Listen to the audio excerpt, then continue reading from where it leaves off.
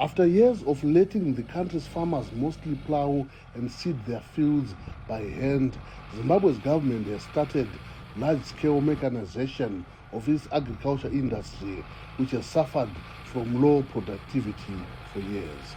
The equipment comes from Belarus. 28-year-old farmer Mufudzi Madzorera received a tractor and is encouraging others to use agricultural machinery too. I managed to do over 100 hectares of land. I ripped it and plowed it at my own time, at my own pace. And it's way better than hiring out. Hiring out, it consumes time, and honestly, it becomes more expensive.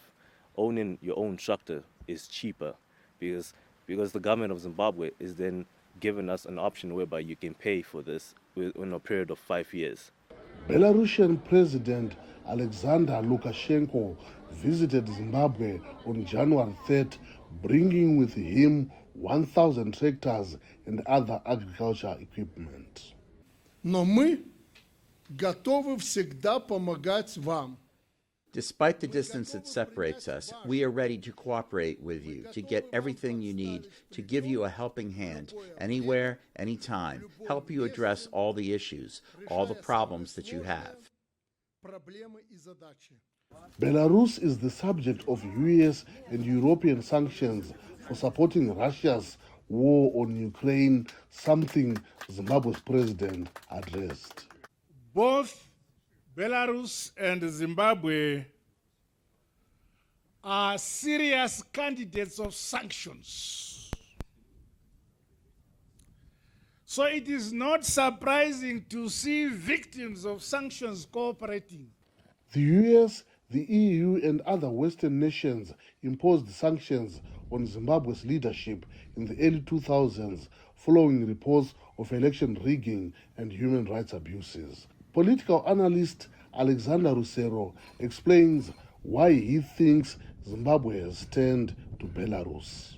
Zimbabwe is trying to modulate isolation, to modulate sanctions by going to those states that Zimbabwe perceives to be safer and better to deal with, because those kinds of dealings, they do not come with any form of conditionalities such as democracy, such as issues of human rights, etc., which normally the West insists on. Agriculture was once Zimbabwe's economic backbone until the land reform program of late President Robert Mugabe drove experienced farmers off their land in the early 2000s and sent farm production into a downward spiral. With help from Belarus, the government hopes it can revive the sector and rejuvenate the long-struggling economy. Columbus Mavungam for VOA News, Harare, Zimbabwe.